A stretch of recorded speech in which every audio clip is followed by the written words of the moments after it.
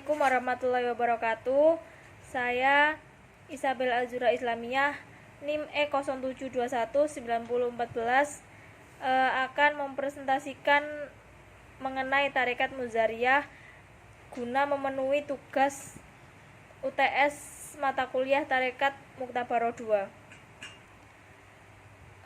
Yang pertama saya akan membahas tentang proses perkembangan tarekat di Indonesia. Sejarah tarekat di Indonesia diyakini sama dengan sejarah masuknya Islam ke Nusantara. Para sejarawan Barat meyakini Islam bercorak sufistik itulah yang membuat penduduk Nusantara yang pada awalnya beragama Hindu dan Buddha menjadi sangat tertarik. Tradisi dua agama asal India yang kaya dengan dimensi metafisik dan spiritualitas itu dianggap lebih dekat dan lebih mudah beradaptasi dengan tradisi tarekat yang dibawa para wali. Sehingga perubahan besar itu pun berlangsung nyaris tanpa meneteskan darah sedikit pun. Ini berbeda dengan proses Islamisasi di India yang dilakukan secara besar-besaran melalui penaklukan dan tekanan, bahkan konon sedikit pemaksaan dengan senjata oleh para raja muslim seperti Sultan Mahmud Ghazana, Aurangzeb, Haidar Ali, Tipu Sultan, dan sebagainya. Namun, hingga saat ini, India terlebih setelah terbagi tiga dengan Pakistan dan Bangladesh dan Muslim, Islam tetap tidak berhasil secara masif menggeser Hindu sebagai agama mayoritas masyarakat di sana. Kemudian sejarah masuknya tarekat Naksabandiyah Muzariyah di Indonesia. Tarekat Naksabandiyah Muzariyah itu sendiri pertama kali berkembang di wilayah yang saling berjauhan, yaitu ada di Pulau Madura dan Kalimantan, khususnya Kalimantan bagian barat, daerah Pontianak, serta Riau yang berada di Pulau Sumatera Tengah. Dan pada akhirnya para tokoh mempunyai murid-murid di Indonesia dan menjadi penerus di wilayah tersebut.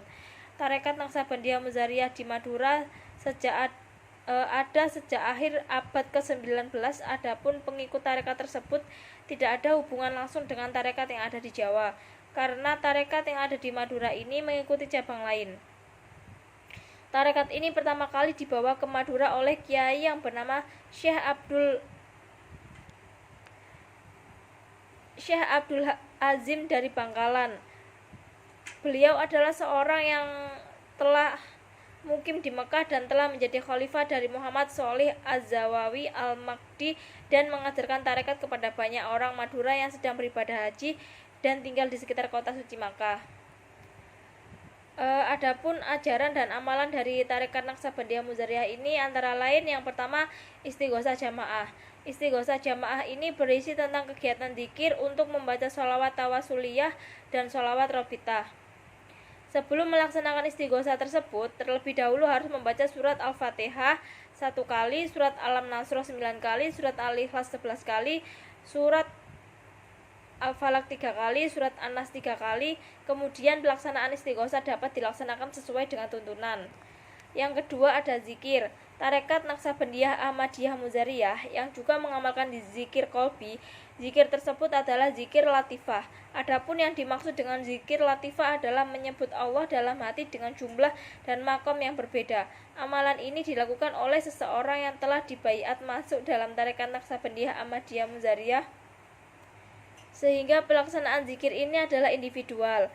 Zikir ini dapat dilakukan kapan saja, hanya saja harus mencapai 5.000 kali.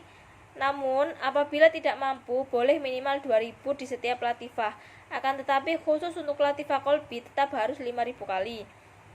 Harus punya wudhu, menghadap kiblat, mengingat dosa-dosa kita, membaca istighfar dan sholawat sebanyak 25 kali, kemudian membaca surat Al-Fatihah 1 kali dan surat Al-Ikhlas sebanyak 3 kali. Yang ketiga ada zikir nafi isbat. Adalah zikir la ilaha illallah namun tanpa suara atau di dalam hati. Paling sedikit zikir nafi isbat ini adalah 100 kali. Praktek zikir ini bertujuan untuk membersihkan pusat-pusat pengendalian jiwa. Yang keempat ada muraqabah. Arti dari muraqabah adalah merasa dilihat oleh Allah di dalam segala hal atau segala tingkah laku. Secara bahasa, muraqabah berarti mengamati atau menantikan sesuatu dengan penuh perhatian. Apabila muraqabah seseorang sudah baik, maka akan merasa dilihat atau melihat sifat-sifat Allah atau perbuatan Allah. Hal ini dinamakan musyahadah. Yang kelima ada dzikir la ilaha illallah. Setelah selesai semua muraqabah, maka dapat berpindah ke zikir la ilaha illallah dengan lisan atau ucapan. Dalam dzikir ini diharuskan menghadirkan atau menggambarkan huruf-huruf lafaz la ilaha illallah di dalam hati, sama dengan cara menggambarkan lafaz la ilaha illallah pada dzikir nafi isbat. Namun, bedanya di sini tidak diisyaratkan menahan nafas. Di samping itu, diwajibkan juga untuk memikirkan arti atau makna dari la ilaha illallah di dalam hati. Dzikir dengan lisan paling sedikit minimal sebanyak 1000 kali, ukuran pantas atau sedangnya 5000 dalam sehari semalam. Yang keenam ada khatam khawajagan. Khatam artinya penutup atau akhir, sedangkan kawajagan berasal dari bahasa Persia yang artinya syekh-syekh. Khatam kawajagan artinya serangkaian wirid, ayat, sholawat, dan doa yang menutup setiap dzikir berjamaah. Yang ketujuh ada baiat. Salah satu proses yang wajib dalam tarekat adalah proses pembaiatan. Ini berlaku hampir di semua tarekat di dunia maupun cabangnya. Dalam amalan tarekat Naqsabandiyah Ahmadiyah Muzariyah terdapat 2 macam baiat yang mungkin biasanya sama dengan beberapa tarekat lain, yaitu baiat fardiyah dan baiat jami'iyah. Cukup sekian yang dapat saya sampaikan. Kurang lebihnya saya mohon maaf. Assalamualaikum warahmatullahi wabarakatuh.